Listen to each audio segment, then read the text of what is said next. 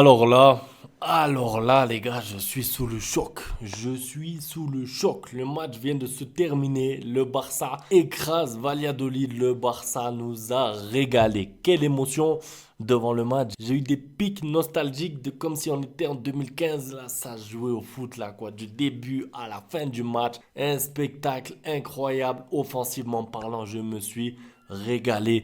Merci. Merci le Barça. J'espère que vous avez pris du plaisir aussi. Alors, il y a la trêve. Il y a la trêve qui vient tout gâcher. On va revenir sur ce match, donner les top joueurs. On va essayer de parler d'un petit peu tout le monde, mais ça va être dur parce que il y a tellement de joueurs qui ont été bons dans ce match. Donc, pardonnez-moi d'avance. Je vais en oublier, mais demain, on reviendra à froid sur les notes, etc. Pour le contexte, composition, dès que j'ai vu la compo, j'ai compris le message, en fait. Parce que quand j'ai vu la composition mise en place par Hansi Flick avec Lamine Yamal titulaire, Pedri titulaire et bref, le gros 11 contre Valladolid, je me suis dit, il a un message à faire passer là. Il a envie de plier le match tôt, il n'a pas envie de perdre de points, il a envie de gagner ce match.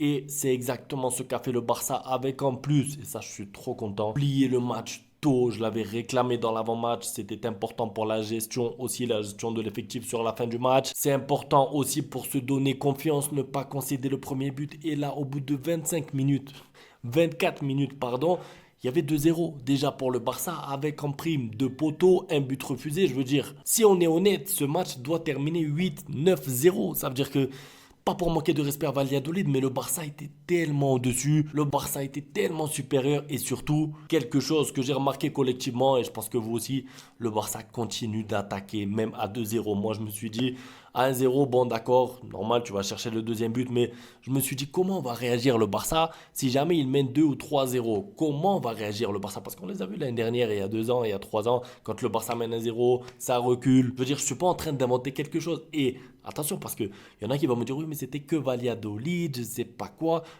On a vu le match Real Madrid-Valladolid. Il y avait 0-0 à la mi-temps. Il a fallu un coup franc incroyable de Valverde pour ouvrir le score. Deux, l'année dernière, le Barça a aussi joué contre des petites équipes, mais on n'a jamais vu ce qu'on a vu là. On n'a pas vu ce qu'on a vu là. Offensivement parlant, les joueurs prennent du plaisir. Il y a une cohésion. Les joueurs se cherchent. Lamine Yamal qui doit tirer à un moment, il fait la passe dans la surface à Dani Olmo.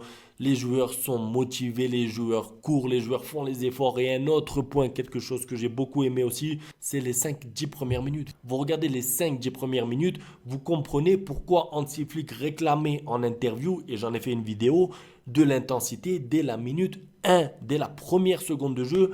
Intensité, il faut aller faire mal à l'adversaire. C'est exactement ce qu'a fait le Barça. Vous regardez les 5 premières minutes, il y a déjà 2 occasions pour le Barça. 9e minute, il y a un but refusé de Dani Olmo à Sapré. Les joueurs ne sont pas égoïstes. Les joueurs font les replis. Même à 3-0, il y a une action qui m'a marqué. Non, il y avait 2-0. Tout le monde, là, les 4 offensifs, ils ont fait un repli défensif pour aller chercher le ballon, pour aller récupérer. C'est magique. Moi, ça me régale. J'ai pris du plaisir devant ce match comme j'en ai pas pris depuis longtemps.